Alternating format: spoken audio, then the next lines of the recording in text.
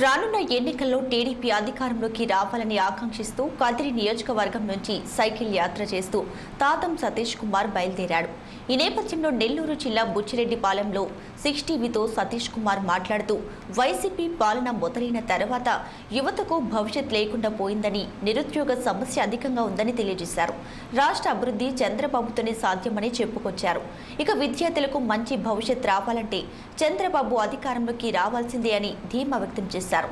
అలాగే వైసీపీలో శాసనసభ్యుడిగా గెలిచిన కోటంరెడ్డి వైసీపీ అరాచకాలను భరించలేక టీడీపీలో చేరాడని, కోటంరెడ్డిని కలవడమే తన లక్ష్యమంటూ సతీష్ కుమార్ వ్యాఖ్యానించారు.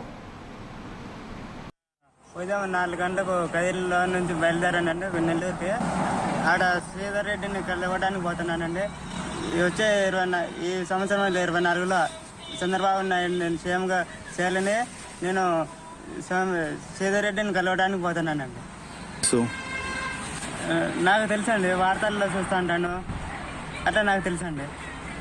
అంటే ఆయన మళ్ళీ తెలుగుదేశంలో కూర్చున్నాడు కాబట్టి, ఆయన జగన్ వ్యతిరేకిస్తున్నాడు కాబట్టి అట్లా ఆయన తెలుగుదేశంలో వచ్చేసినాడు.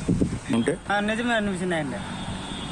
ఆయన అసెంబ్లీలో మాకు మా నెల్లూరు నియోజకవర్గంలో చెడు చేయొద్దని మంచి చేయండి అన్నాడు కాబట్టి అది జగన్ ఒప్పుకోవడం వల్ల ఆయన శ్రీధర్ రెడ్డి తెలుగుదేశంలో వచ్చాడు.